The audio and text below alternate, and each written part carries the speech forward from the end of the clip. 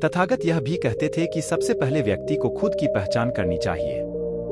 दूसरों की बजाय व्यक्ति खुद के बारे में ज्यादा जानता है। उनका मत था कि बुराई से घृणा करो, बुरे व्यक्ति से नहीं। एक बार की बात है, किसी गांव के पास बहती नदी के किनारे बुद्ध बैठे थे। किनारे पर पत्थरों की भरमार थी, पर छोटी सी वह नदी अपनी तरल धारा के कारण आगे बढ़ती ही जा रही थी। बुद्ध ने विचार किया कि यह छोटी सी नदी अपनी तरलता के कारण कितनों की प्यास बुझाती है, लेकिन भारी भरकम पत्थर एक ही स्थान पर पड़े रहते हैं और दूसरों के मार्ग में बाधक बनते रहते हैं। इस घटना की सीख यह है कि दूसरों के रास्ते में रोड़े अटकाने वाले खुद कभी आगे नहीं बढ़ पाते, परंतु जो दूसरों को सद्भाव और स्नेह देता है, वह स्वयं भी आगे बढ़ जाता है। बुद्ध ऐसे ही विचारों में मगन थे कि तभी उन्होंने ग्रामीणों की एक भीड़ को अपनी ओर आते देखा।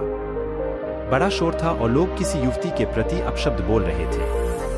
तथागत ने देखा कि लोग एक युवती को घसीट कर ला रहे थे और उसको गाली भी दे रहे थे। भीड़ के नजदीक आने पर बुद्ध ने लोगों से युवती को पीटने और अपशब्द कहने का कारण पूछा। लोगों ने कहा कि यह स्त्री व्यभिचारी है और हमारे समाज का नियम है कि यदि व्यभिचारी स्त्री पकड़ी जाए तो उसे पत्थरों से कुचलकर मार डालना चाहिए। तथागत ने युवती की ओर देखा और कहा, जो तुम चाहते हो वही करो, पर मेरी एक शर्त है कि पत्थर मारने का अधिकारी वही है जिसने कभी व्यभिचार न किया हो और नहीं उसके मन में ऐसे विचार कभी आए हो। इतना कहकर तथागत शांत हो गए। चारों ओर मौन था।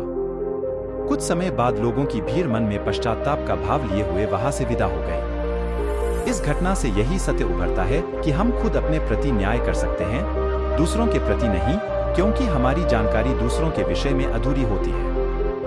यदि हम किसी के प्रति न्याय करना चाहते हैं तो उसे ऐसा प्यार और स्नेह मिलना चाहिए कि खुद ही अपने दोषों को स्वीकार कर ले और उन्हें पुनः न दोहराने का व्रत ले।